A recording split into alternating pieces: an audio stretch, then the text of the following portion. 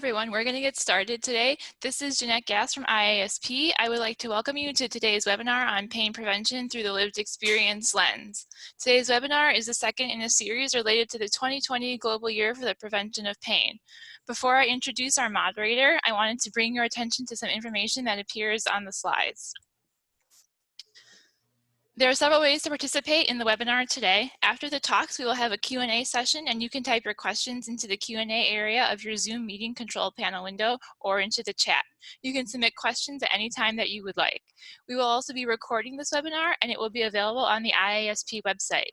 You can also tweet using hashtag #GlobalYear2020 and follow IASP Pain on Twitter. These are our panelists for today. I have the pleasure of introducing our moderator, Joletta Belton. Joletta is a nature lover, bibliophile, and storyteller.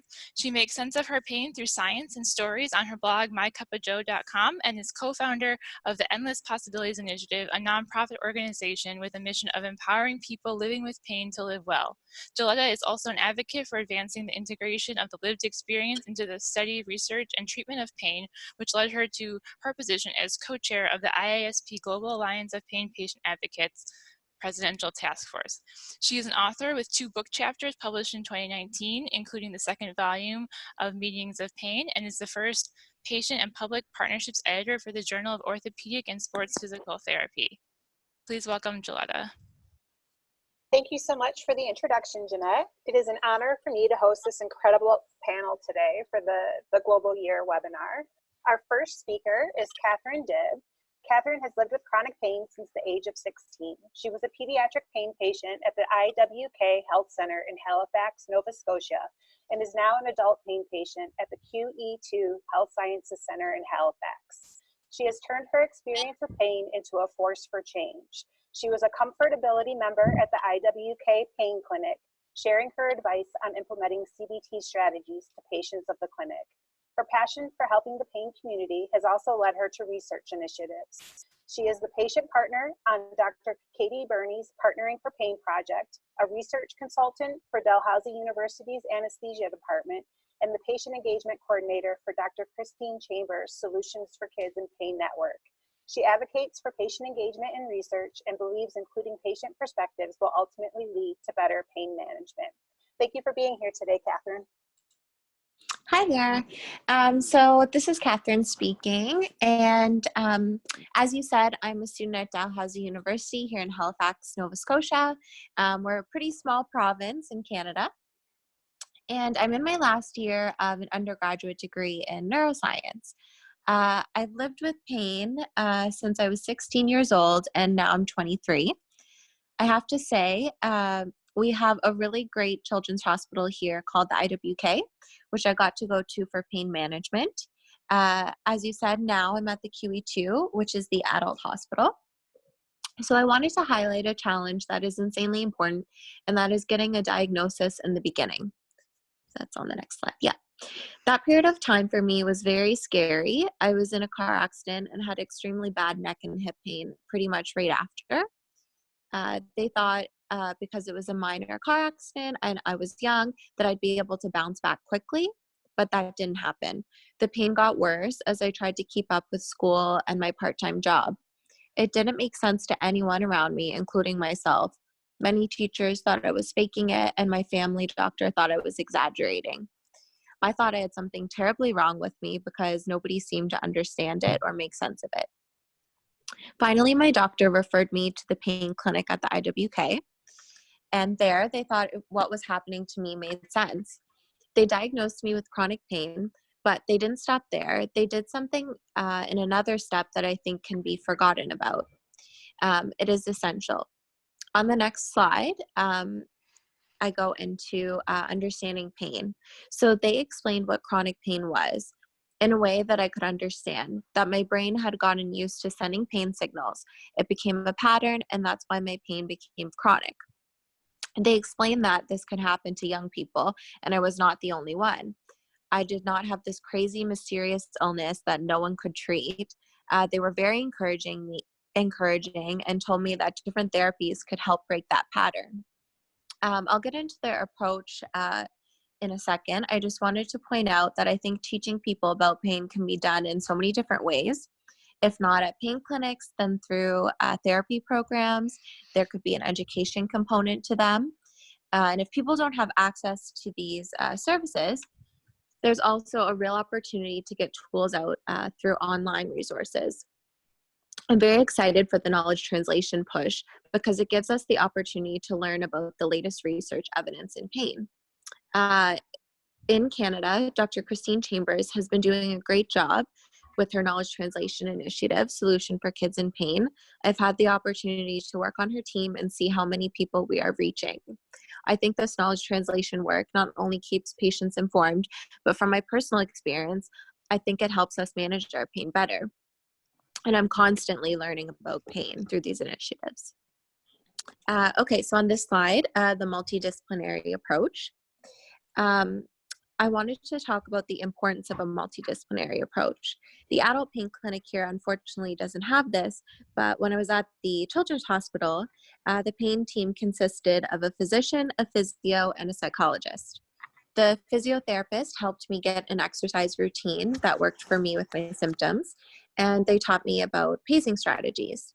The psychologist taught me acceptance therapy and how to work towards my goals in a healthy way. And finally, the physician managed my medications. The multidisciplinary approach really saved me at that time.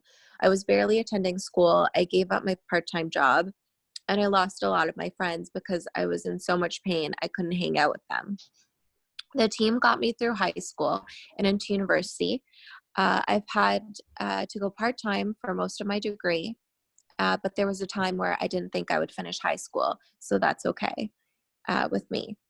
And on the next slide, I just wanted to say that as a teen in pain, I wanted to do well. I liked school. I just needed some accommodation because of pain. Once I got to university, there was an entire accommodation center to support students. They gave you the opportunity to write tests in a separate space. I got stop time breaks in between tests.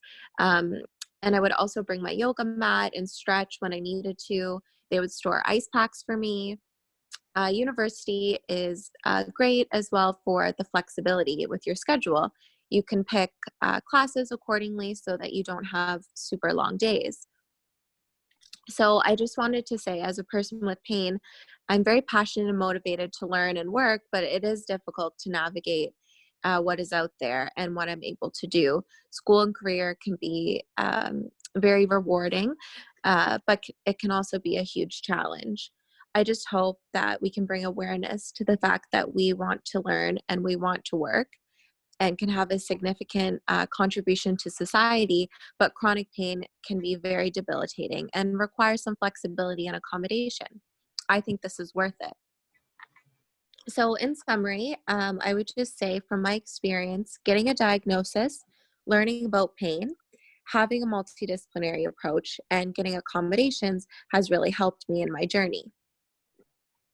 And last, thank you for IASP and the entire research community for wanting to hear the lived experience of patients. This push has really helped direct pain management in a way that helps patients. And thank you to everyone who took the time out to tune into the webinar. I know that things have been very difficult for everyone considering what's going on. So thank you for tuning in and wanting to hear from us. And I'll go to the next presenter. Thank you so much, Katherine. That was an excellent presentation, and you brought up some really wonderful points that I hope will be able to address a little bit deeper in the Q&A section. And I just want to remind everyone that if you have questions for Katherine, to put them in that Q&A section, and we'll get to them at the end of all of the presentations during that time. Our second presenter is Michael Falcon. Michael simultaneously received his doctorate degree in occupational therapy along with a master's degree in healthcare administration from Pacific University. He currently works with pediatrics in the school setting and holds a seat on the executive board in the Occupational Therapy Association of Oregon. Currently serving on the legislative committee, website committee, and continuing education subcommittee. Michael has a passion for international occupational therapy and program development. His previous work includes program development for children with socialization deficits in Ecuador, trainings to local communities, in Ibarra, Ecuador, and humanitarian work in Haiti. His most recent projects include training occupational therapy students in Haiti and consulting with local Oregon school districts and developing a curriculum around opioids, pain, and self-care. Michael has presented at conferences all over the world, from Lebanon, Oregon to Cape Town, South Africa. Michael, looking forward to hearing what you have to say. Thank you, Joe. Sorry for that long bio. I probably could have kept it shorter. So I'm going to go ahead and get started. Go ahead and go to the next slide, Joe. I'm going to start with my pain experience, and I'm going to start from myself as a patient. So I'm going to give my patient perspective. And then what I'm going to do midway through is I'm going to switch over into my OT lens, my occupational therapist lens, and really give some feedback on what that looks like for me today in retrospect. So let's go ahead to the next slide, Joe. So like Catherine, and I feel like knowing who's coming up after me, there's going to be a trend going on today. I was also in a car accident when I was really young. I was 18 years old. I had just graduated high school. It's estimated that I flipped my car anywhere from 8 to 12 times. Somewhere along the road, my arm ended up outside of the window, ended up partially severed, and my left arm had to be amputated. So since I was 18 years old, I've been living with chronic pain, naturally down one arm, and it's been a big transition for me. Obviously, as you could imagine, being young, being a teenager, the impact on my life and my lifestyle was massive. I was born and raised in a sports family. We played football and baseball, especially baseball. And that was a huge piece of me and a huge piece of my identity. It was a massive activity amongst myself and my family members. You know, we always went out to sports tournaments and things like that. From a physical ability standpoint, you know, I considered myself an athlete. The way I coped during any type of difficult times, you know, it was through exercise and through sports and getting out and playing with friends and things like that. So you can imagine how such a massive debilitating accident like this could significantly impact my life. And then, you know, when I started to get better and physically started moving around a bit more, you know, the more debilitating piece was that I was not able to function with my body in the same way that I had prior. And this was challenging for me. Anytime anything came up, whether it was through my education, challenges in education, studying, learning, whether it was psychological, whether or not I was going through anxiety or depression, and I mean just general anxiety, just the general anxieties that we deal with on a daily basis. I was having difficulty with that because I didn't really have any coping strategies. I didn't really have any alternative ways of dealing with everything that I was going through. And naturally, you know, this happened in around 2007, 2008. This was the height of what we now know was the opioid dispersion of opioids. And I was definitely one of those ones who got caught up in all of that. And I dealt with about 6 or 7 years of dependence and addiction. So throw that onto everything that I was going through. And, you know, there was just a lot that I had to find myself going through. And the impacts overall, I mean, it was just massive. So let's go to the next slide, Joe. And so that's just kind of sort of the general overview of, you know, how I was impacted, what it sort of looks like to be a patient dealing with chronic pain. It impacts so many different pieces of life.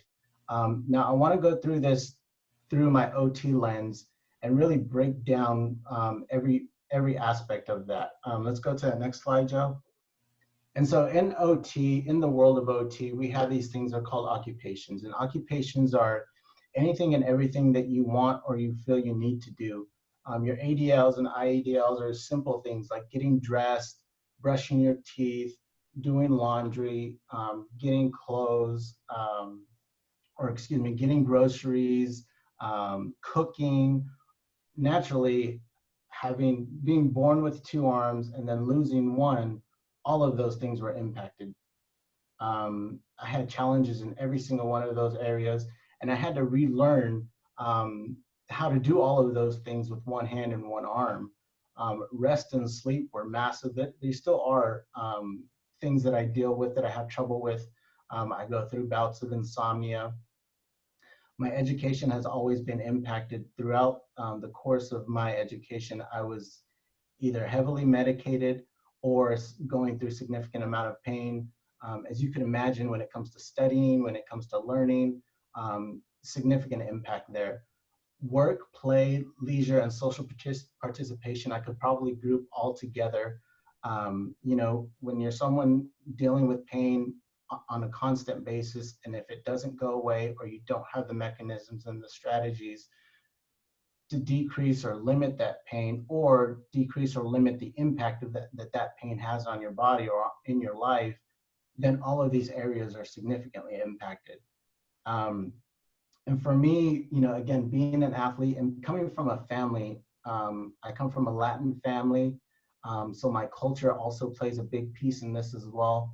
You know, there were some habits and some routines and those roles and rituals that we had within our family and within my small community that were all impacted, that all negatively, in my opinion. So my habits, you know, I was getting up at 5 o'clock in the morning, going to the gym or whatever, or exercising on a daily basis, or going out and playing catch with the guys during baseball season. All of those things were impacted. And my daily routine after the accident was laying in bed, scheduling out when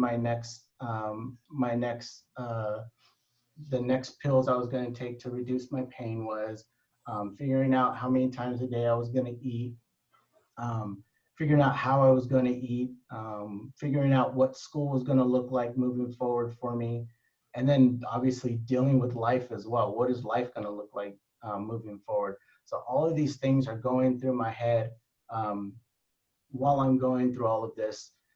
And from an OT's perspective, when you take away any type of activity that a person is trying to do, wants to do, or feels that they need to do, you're going to have significant impact on their overall health. And that's exactly what I dealt with. This went on for, like I said, a good 6 or 7 years before I finally started to put things together, started taking what I was learning through my education and applying it to my life. And I really started to learn some things about myself. Now, many of those things are pieces that I've learned in retrospect. However, I do feel that there are things that can absolutely be learned prior to pain experience or prior to any type of negative experience. Let's go to that last slide, Joe. And so this brings me to my last slide, and really, I think what we're trying to get at and talk about here, especially this year with it being the prevention of pain, or the global year for the prevention of pain. And I ask these questions in retrospect, thinking of my own experience. You know, can we facilitate some of these skills? And what I'm talking about is, you know, through my experience, I was able to develop new skills and new coping mechanisms that were no longer, you know, heavily physically based, because those were things that I wasn't able to do anymore, but that they were still meaningful for me. So for myself, I had to go back and learn what was meaningful to me in my own family, in my own lifestyle. And for myself, I found culture and being around community being extremely rewarding. And so, you know, revolving activities and things like that that revolved around music, or revolved around including my sisters and more of the things that I wanted to do, which was not a thing prior to this. You know, having conversations with my family members, having conversations with friends, expanding my friend network. So there were so many different skills that developed outside of this that allowed me to grow, not only as a person, but especially a person living with pain. And the next question I think about, you know, can we educate our youth with some of these skills prior to all of this? And then can we develop a generation that is much more prepared to cope with life? And I intentionally use the term life rather than pain, because I feel like if we if we can simplify the concept of pain a bit and just expand it out into any negative experience, then we have a massive bank of skills that we can use, and we can work to educate our youth to better cope with any type of situation, especially. And then when it comes to pain, if you think about what that potential new generation would look like if they have all of these skills already in place of how to cope, of how to deal with difficult situations, then all of a sudden that pain patient that comes into your clinic, or that pain patient that you're seeing in the hospital, they look very different and they respond very different to treatment. And so I think I have been put in a very unique situation where I can speak from both perspectives.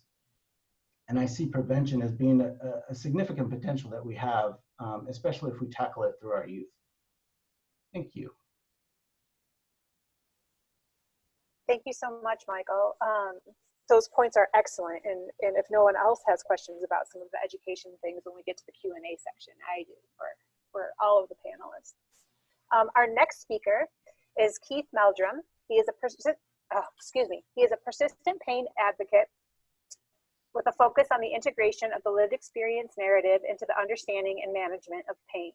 This work includes highlighting the importance of pain science, the biological, psychological, and sociological elements, and self-management, and how these affect people's pain experience. His personal experiences of over 30 years of living with persistent pain, as well as his past work experience as a basic life support paramedic in British Columbia, afford him unique insights into the complexities of persistent pain.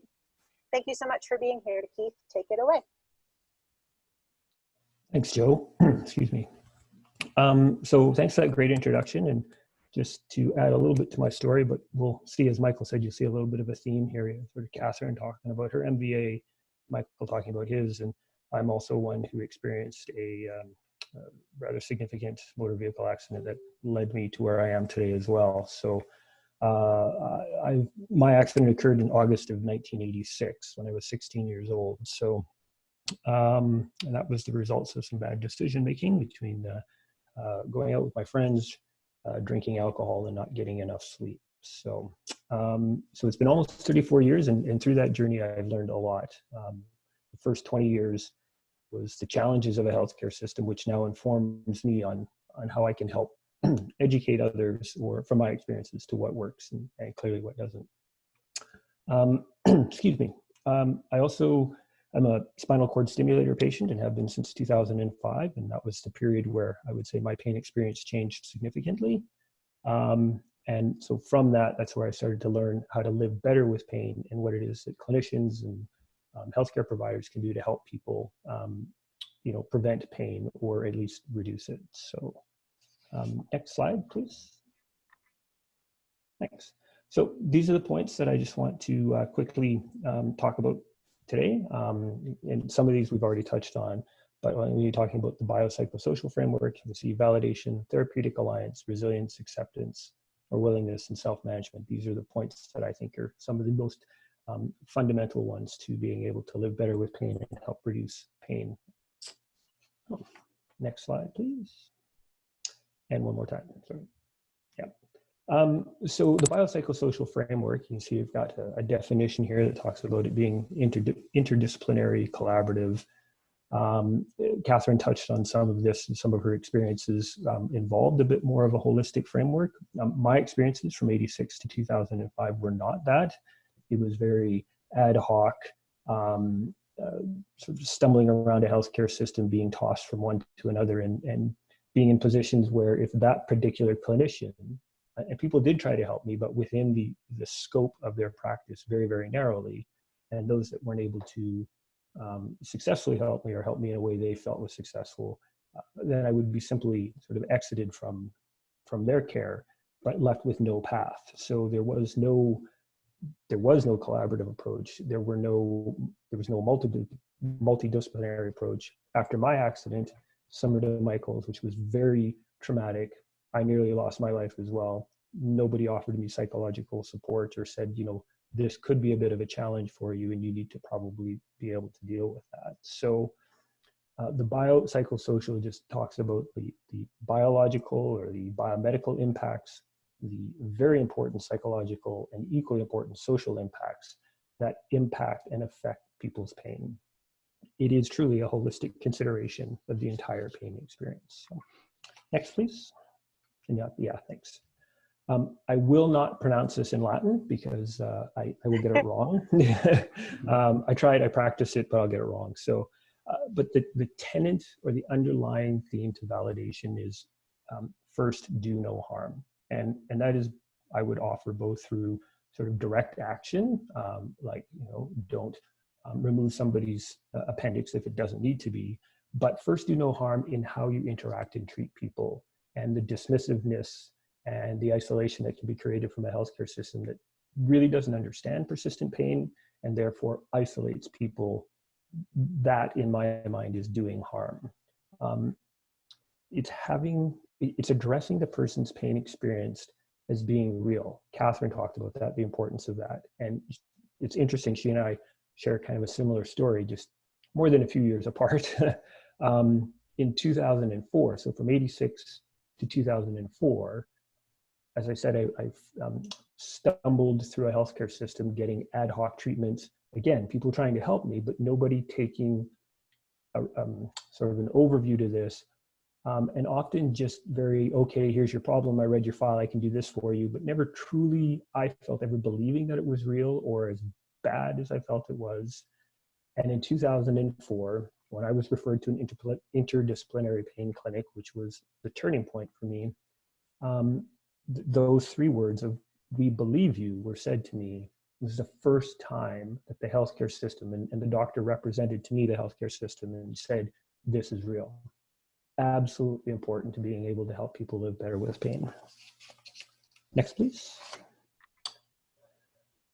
So when that validation occurs, now we move into a therapeutic alliance, which is, and this is really important. I didn't realize until I look back on it how I didn't have that, but a cooperative working relationship between the client and the therapist, or the clinician or the healthcare provider. So again, this is treating the totality, the person's pain experience. Not simply just looking at them as a case, opening up their file, reading the file on your computer, half the time not talking to the person, but treating somebody as a human being and addressing their complete pain experience, because it is more than just the biological or the physical pain, for lack of a better term, that they're dealing with. And as part of this, that requires mutually negotiated goals. So I like to think of this as more like clinicians or healthcare providers treating with and not to the patient. A number of times I was dictated to as to what I was going to do. And then if I didn't do it or I wasn't able to do it, I was made to, or I myself felt like I had failed. So mutually achievable, mutually negotiated goals are critically important. Next, please. As we move through this, as somebody living with pain, one of the most important things that we can do is to develop our resilience. And resilience, as noted here, is the process of adapting well in the face of adversity, trauma, tragedy, threats, or significant sources of stress, such as a serious health problem. Chronic pain is a serious, serious health problem. I think we can all agree to that. I love Hippocrates' quote here, which I believe I've searched over and over, and I believe it is truly his. The natural healing force within each of us is the greatest force for getting well. I so believe that, because once I was able to tap into a little of that myself, I was able to better help myself. Resilience is not learned as much as it's developed. It is in us. It is something that we have. It's this greatest force. It just needs to be developed. Next. That resilience can be developed when the person feels validated, they have therapeutic alliance, and then we come to a place of acceptance or willingness. Use either term. Acceptance can feel like a little bit, sometimes some people believe it is giving up, whereas willingness is more like a change in thought. But this is the person living with pain when they're in a supportive environment, totality of their care is being explored and supported, that they now come to a point and say, this is something that I am living with, and what can I do to live with it as compared to just make the pain go away. again, it's the acceptance of the willingness to know that this is part of your life and that you can have a good life moving forward with it. Michael J. Fox, a Canadian, very well-known actor who's going through his own very difficult health experience, is quoted as saying that his serenity is directly proportional to his acceptance and inversely proportional to his expectations. We need to manage those as people living with pain, but that needs to be done in a supportive, collaborative healthcare environment. Next. Thanks.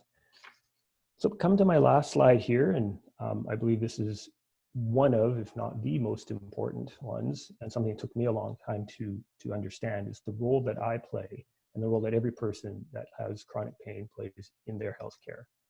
And that is, what can I do for myself? And that is self-management, which is defined in one sense, or one definition is the ability to manage the symptoms, treatment, physical and psychosocial consequences and lifestyle challenges inherent to living with a chronic condition. So this now speaks to the previous slide of the acceptance or willingness, saying this is part of my life. I don't have to give into it. I need to learn how to live with it, have it be something that is now part of me, but you don't give up. And there are many things that we can do to help ourselves. Exercise and movement, some of the most important within the context of people's pain experience. Don't do something that hurts, do what you can. Breathing techniques, very important to help reduce your stress, your pain, lowers that sympathetic nervous response. Distraction, find the things you like to do those, because that's what you will do. It will literally take your mind off of it a little bit. Mindfulness, interacting, not being isolated. Self-management is probably the most important thing that we can do for ourselves as the person living with pain. And this is the responsibility that I bring. But again, it all comes back to being wrapped up in a holistic, collaborative healthcare model that supports people living with pain as compared to being one that is dismissive, hierarchical, and isolating. And next slide, and that's it. Thanks very much. As the other presenters have mentioned, I appreciate everybody taking the time to join us today, and look forward to hopefully answering some of your questions afterwards. So thank you. Thank you so much, Keith. That was wonderful. We have some great questions that are coming in, so looking forward to the Q&A session. And just a reminder to put your questions in there if you have one for any of the panelists. And now we are coming to our final presenter, Mary Wean. Mary developed chronic neuropathic pain in 2004 following spinal surgery. The following 2.5 years were quite dark, with no explanation being offered as to why she had pain 24/7 and was not improving at all. In 2007, Mary enrolled at Flinders University to study chronic condition management as a distraction from the ongoing pain. She also undertook a 6-week course in chronic condition self-management, which was of great benefit. A specialist pain psychologist assisted with understanding and relaxation techniques, which in turn helped manage the fear that accompanies this type of pain. Mary has been a consumer representative on the statewide pain strategy steering and implementation committees in South Australia, a consumer advisory council member at the Adelaide Primary Health Network, and is currently a consumer representative on the Consumer Advisory Group for Pain Australia. In 2016, Mary was asked if she could volunteer to set up a support group for people with chronic pain. The groups are now spread across the city and suburbs to provide access for as many people as possible. Currently, Mary is serving on the Presidential Task Force for the Global Alliance of Pain Patient Advocates for the International Association for the Study of Pain. And Mary, we look forward to hearing your presentation. Oh, she's muted, Jeanette.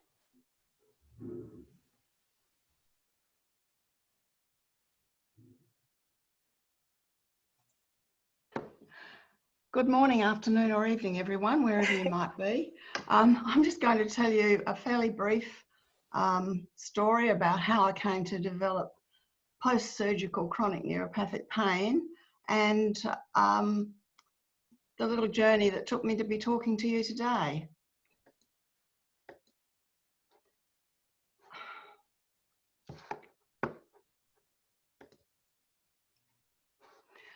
First of all, one of my favourite quotes, and this has been said before, so Keith mentioned it, and that's very important. The most powerful word you can say to someone with an invisible illness is, "I believe you." it's just, it's so important because so many of us go years without hearing that validation. Some of us never hear it at all. I was one of the lucky ones. I had 2 doctors that I'd known, my GP and a specialist. I'd known them before I developed chronic pain. And they were my rocks right throughout those first few years when things were so difficult. They stuck up for me, they consoled me, they rescued me, and all sorts of things. I think that without them, I would have been in a real mess because it didn't actually shield me from those comments like, you know, it's all in your head. We can't do any more for you. There's nothing wrong. And, oh, you need urgent cervical spine surgery. I didn't, but you can imagine the fear that I felt when that was said to me. And then later by the same person, don't bring your x-rays in next week because they frighten me. None of this is helpful, and it just makes things doubly difficult for people to try and live with chronic pain. I found this study in the Korean Journal of Pain, and it outlined some risk factors for the development of chronic post-surgical pain. And I've just taken out the ones that applied to me. Female gender, obviously. Genetic predisposition could be in there because there's a good history of chronic pain on my mother's side of the family.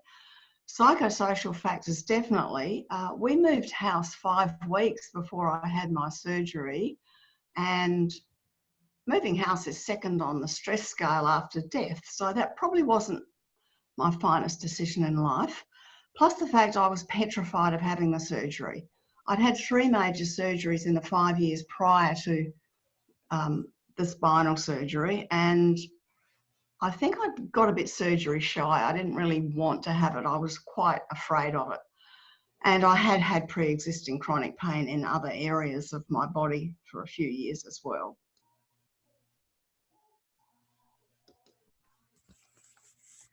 I like to think of myself as a bit like Ted here. I had my surgery in 2004, and then 3 months down the track, I still had all this pain. As a matter of fact, it was getting worse. And that 3 months had included 1 month spent in a rehab facility. And they actually got me moving, but they didn't make many inroads into controlling my pain. So I was sort of stuck with that. And I realised that I wasn't going anywhere very quickly, but no one told me that. So I sort of left there thinking, oh, I just need to see the right doctor, have the right procedure, or maybe I'm not on the right medication. In other words, that magic bullet that we all know doesn't exist.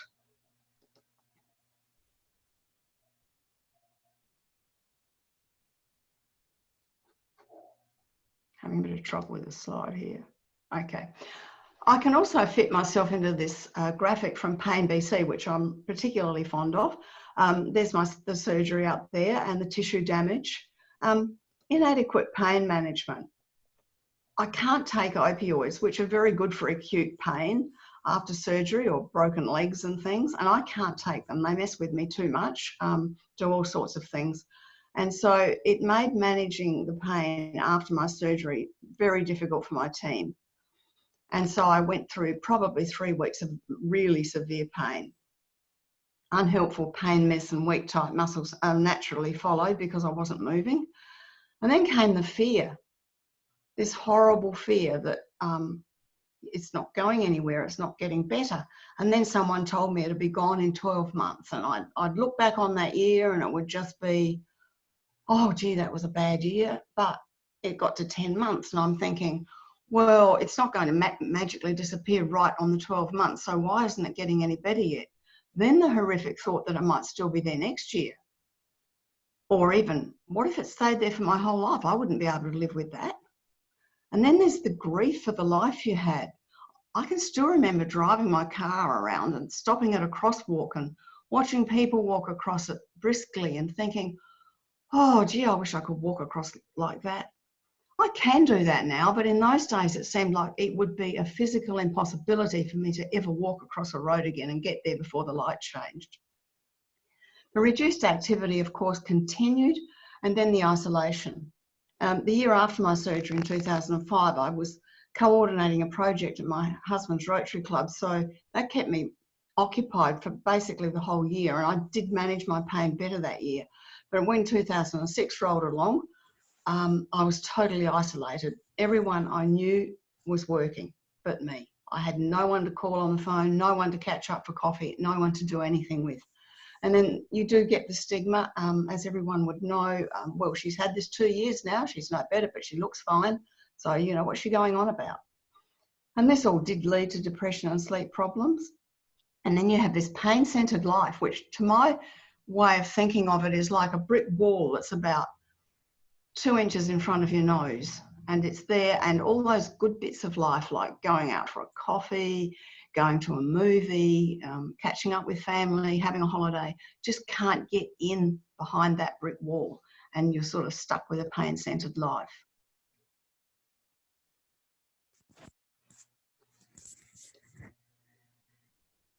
And there it was, 2006, my worst year. I hit rock bottom, fear, grief, and sadness. Just, that's all I had.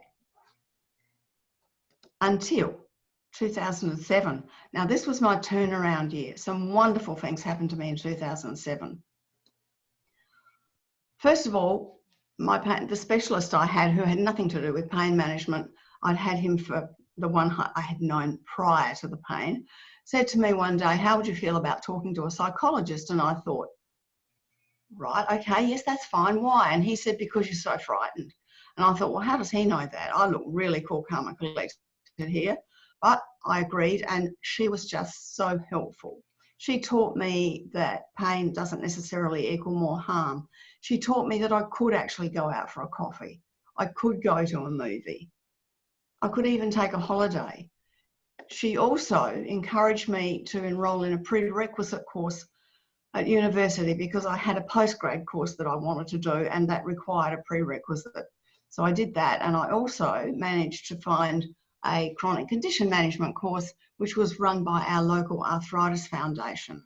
It was one afternoon a week for 6 weeks, and I learned so much about managing pain in that time, and I did much better after that. And I also found the peer support there amazing. I still can't describe the relief I felt when I walked into a room full of people that I knew weren't going to judge me. By 2008, I'd completed the prerequisite and I got into the postgrad course.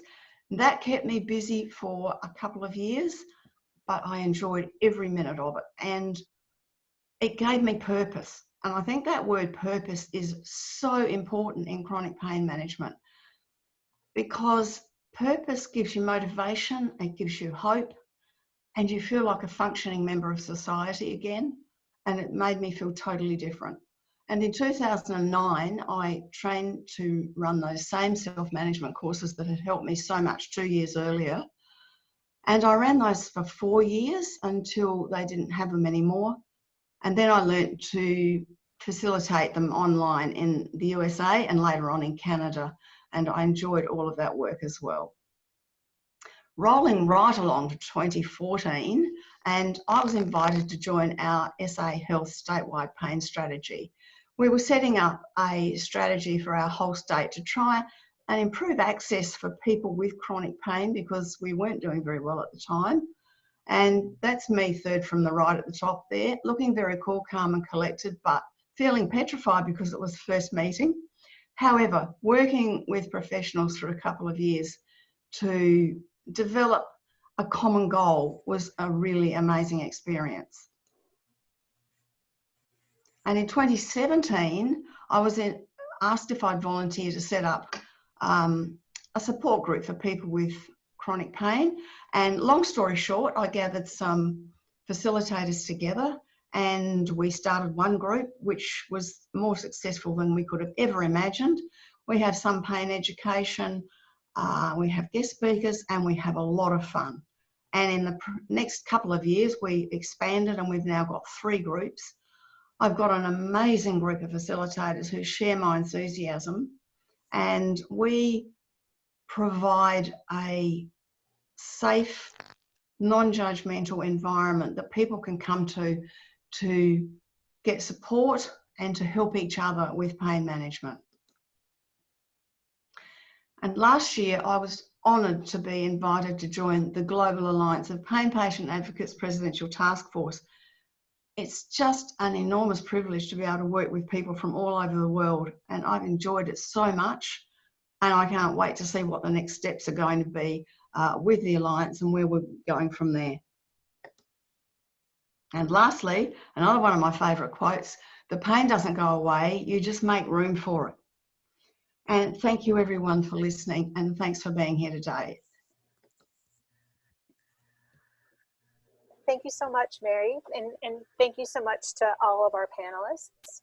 We will get into the questions now, and I'm going to try to do my best to manage these and kind of combine some that make sense to combine. The first question that came in was about meds, and there was also a question specifically for Michael about transitioning off opioids. If any of the panelists are comfortable with discussing the medications that they have been on or are currently on, and a transition off opioids, I would like to put that out there for you. And Michael, if you want to start, since that one question was directed towards your process for transitioning off, that would be great. Yeah, so for 5 years, I was taking Lortab 10500, and then I started transitioning into lighter things, which I can't even remember the names of them. And then ultimately I did go back to Lortab 105. And then throughout that time, there were bouts of taking Ambien for sleep. And then towards the end, I also was on something for anxiety and depression. I don't remember what that was, but that lasted about a month. And that final month was what really sort of honestly scared me away from all the medications. I ended up living through what I would describe as just a fog of about 2 months. There was a weekend where I did not have a refill on my pain meds, and I essentially was detoxing over the weekend. And I remember taking a nap and then waking up one day, and it felt like I had just woken up from just a really long nap or a really long sleep. And looking at the calendar, it was 2 months later than the most recent memory that I had, which, I mean, it scared me. And so from that point on, I threw away all of my meds. I definitely did that initial piece all on my own. And then transitioning off of the opioids was really challenging. It's still something I would say that I deal with today. I don't use any medication for pain at all, but you know, there's always that piece. I don't know if you want to call it a yearn, or it's just the what's remaining of the addiction piece. You know, there's always something there. And for me, like I was saying earlier, diving head on into culture for me was a massive coping mechanism for me. And so culture for me is represented through a number of ways. One, the way, or all the different ways that I travel and I immerse myself in other communities. I'm doing things like this where I'm talking with people, you know, from across the globe. Music is huge for me, both from just the music piece and from the cultural perspective. I have music from all over the world that I love listening to. Anytime I start feeling, you know, depressed or anxious or whatever, I always have headphones with me ready to go. And it's just a massive coping mechanism for me. And that was really the start of my transition. Those two things, getting myself immersed in different cultures, and then working my way through everything that was difficult with music. So yeah. Thank you so much for sharing that, Michael. Do any of the other panelists want to speak to perhaps meds they've taken in the past and how they transitioned off, or meds that they're taking now?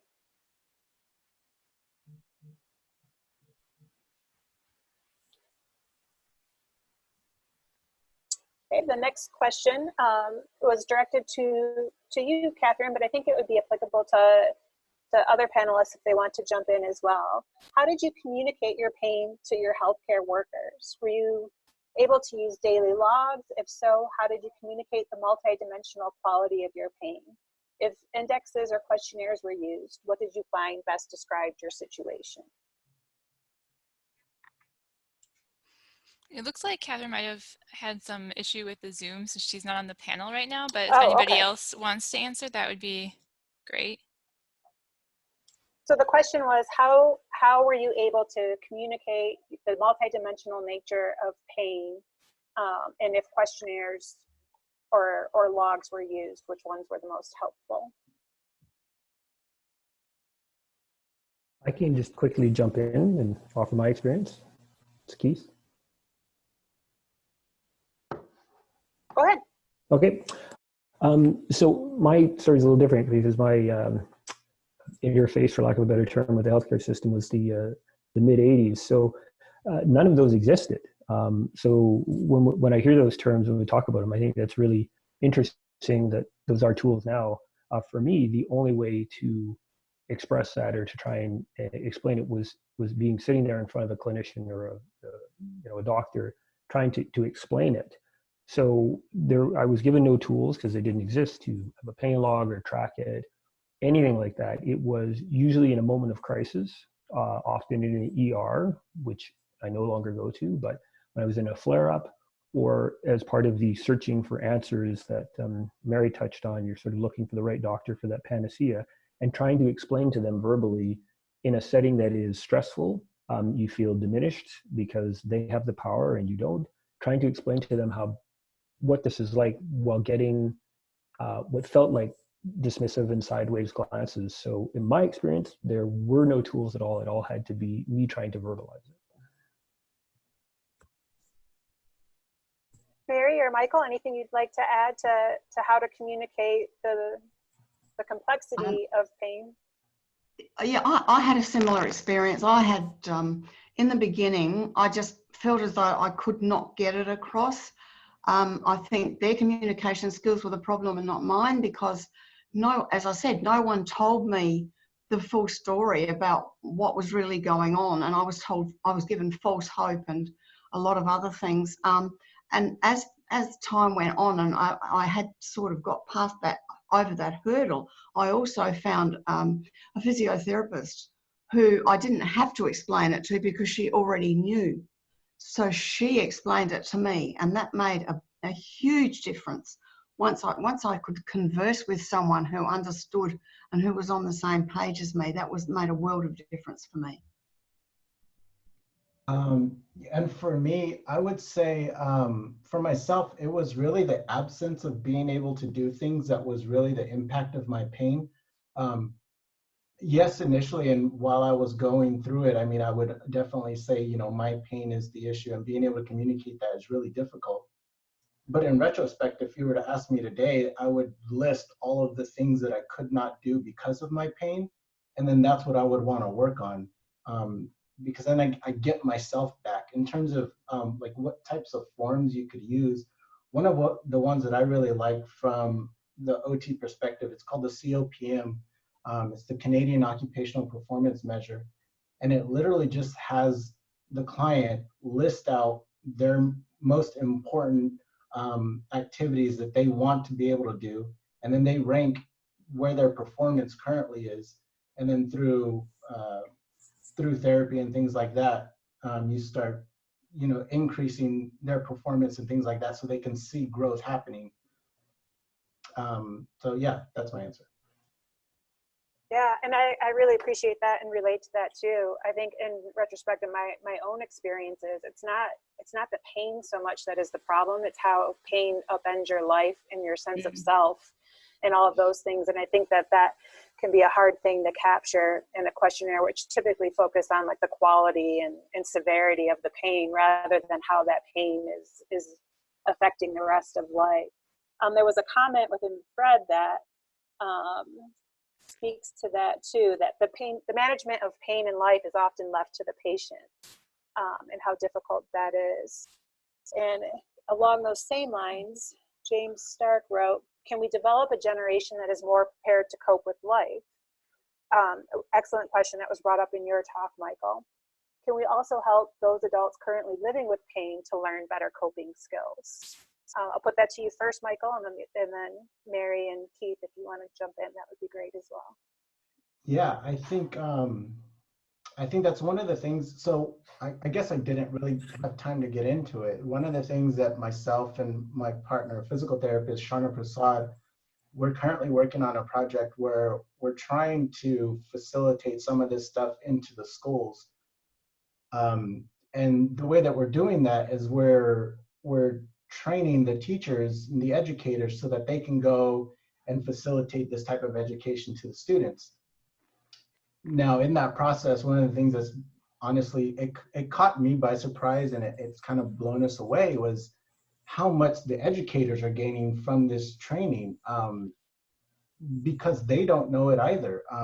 Everything that we're talking about applies to adults, so therefore it definitely applies to the students. And so these educators, you know, we have them getting emotional, they're opening up about, you know, their abilities to cope and being able to come up with all these different things, and understanding that they're not taking care of themselves, understanding that they're not being mindful, or that they're even considering mindfulness in their own lives. And so you can imagine with educators, the amount of stress and anxiety and the things that they have to go through.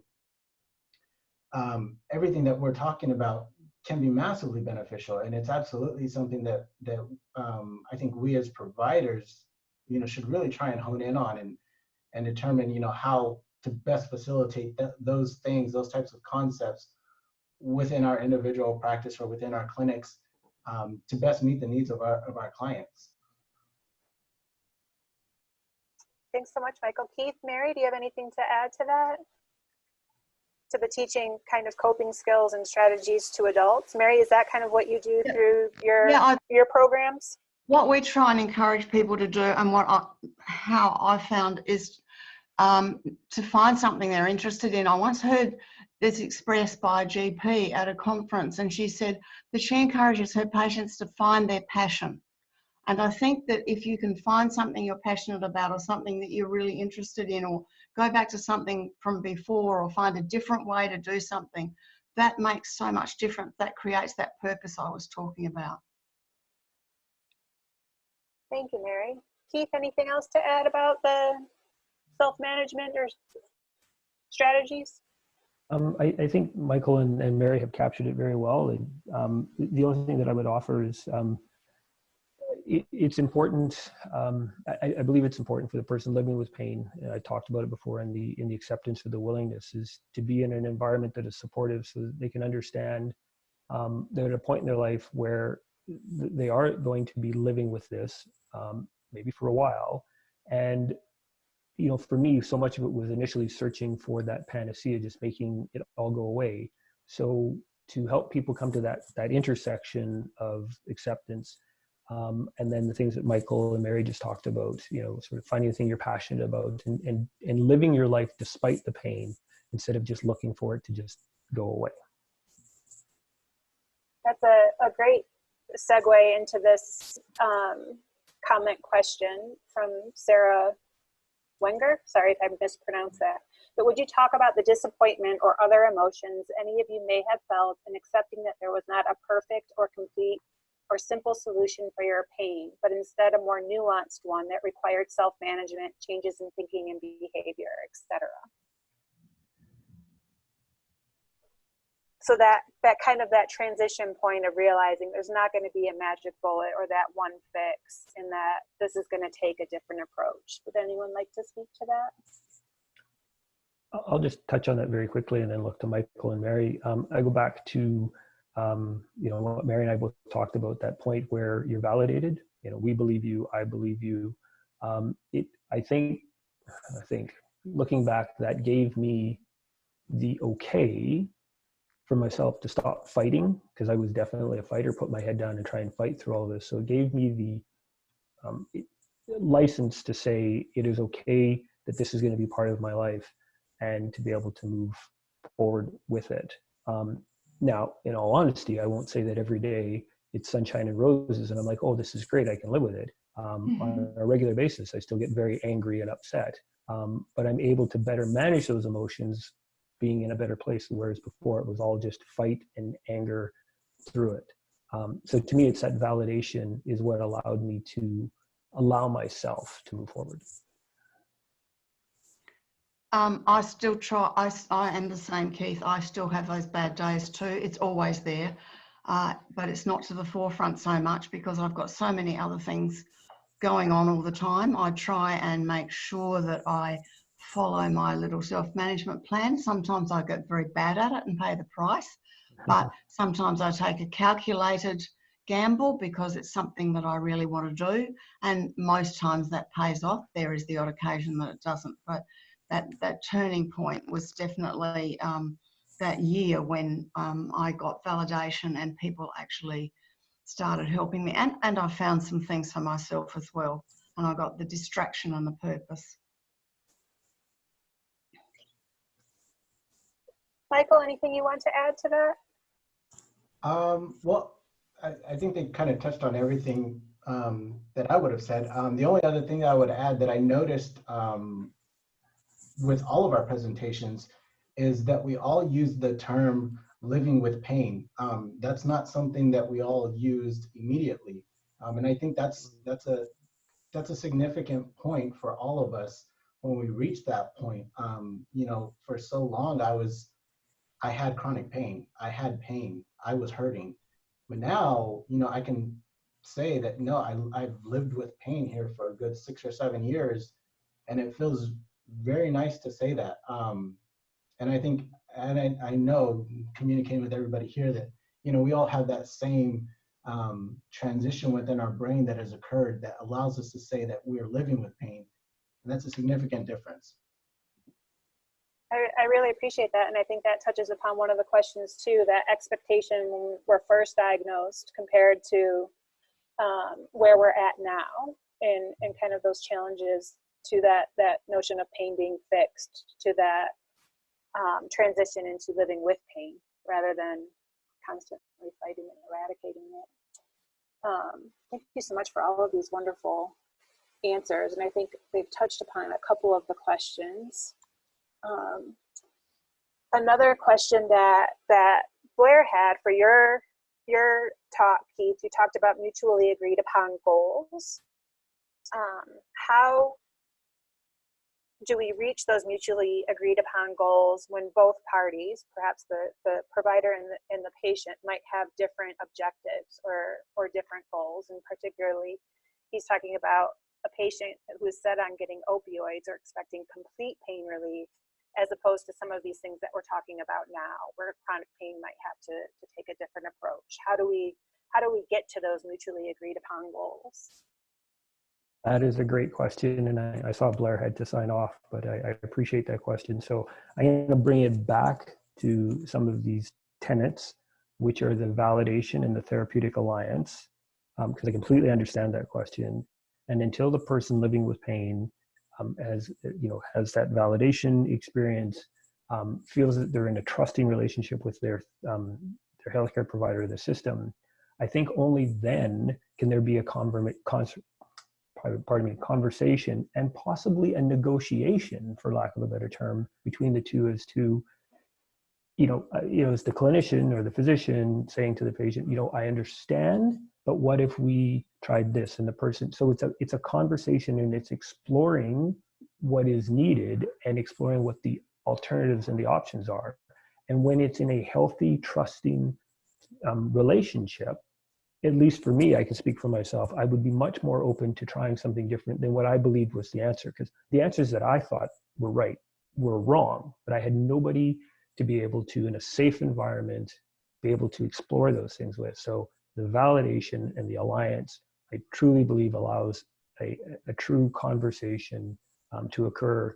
And I believe people are much more open to searching for trying different things. And when they do try them and they find that they have some success, often then they will continue on those because they might have been surprised and, oh, look, that did help. Thank you, Keith. Anything to add, Mary or Michael?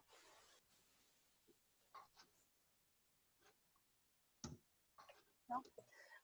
And Adele, I hope that those last few questions were also kind of a response to yours as well, is how to talk with or approach maybe those patients who are still looking for a cure. I know that we're over on time already, but I did want to get to these two questions I'm going to kind of combine about resources. One was specific for you, Mary, if you have any specific curricula developed to make groups easier and support other facilitators, and then out to anyone, are there any resources for healthcare workers in developing countries to train online to be able to take patients with chronic pain through chronic pain self-management classes?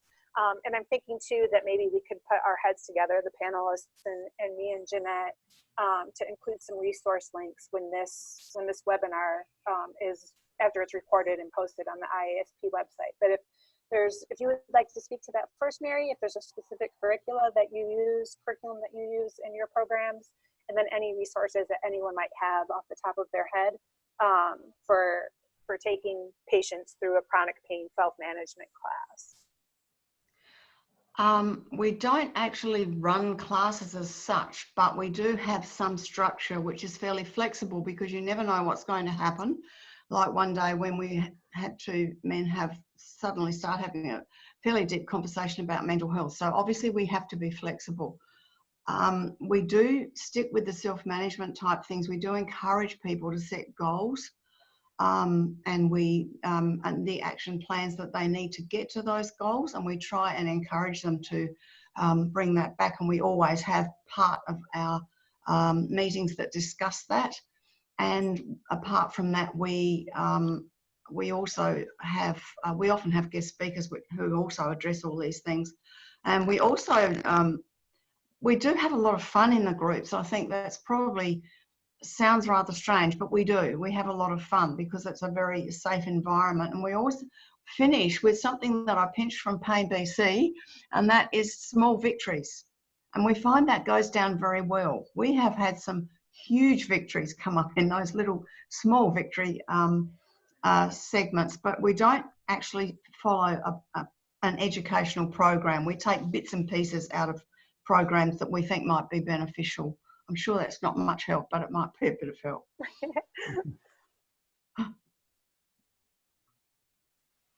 Keith or Michael, anything to add to that one? And then I'm going to ask one final question because I know we're over time. Go ahead, Michael. Okay, the only thing I would add is there's a lot of good communities online that are constantly communicating, resources or strategies, techniques, asking questions, all of those things. So there's actually quite a bit. Obviously some of us are part of like Facebook groups or different things like that, and so I would say that there's plenty out there to look and to find. There's a nice community of resources of people that are communicating about pain in the way that we are today. I've got a whole lot of resources that I can forward. Maybe we could share those. Yeah, that would be great, and we can provide some resources too, maybe on the IASP page that is going to share this link too. I don't know the technicalities of that, so I'm not making any promises. But I think we should be able to do this is Jeanette. We'll be able to provide all of those resources, and we'll also send a follow-up email to everybody that attended. We can provide some of the links in there, and then more links on the webpage. Perfect. And then the last one I'm going to put to the group is, according to your experiences in the healthcare system, even though this was addressed to Keith, I'm going to address it to everybody. What changes would you suggest to a better approach to chronic pain management within the healthcare system itself?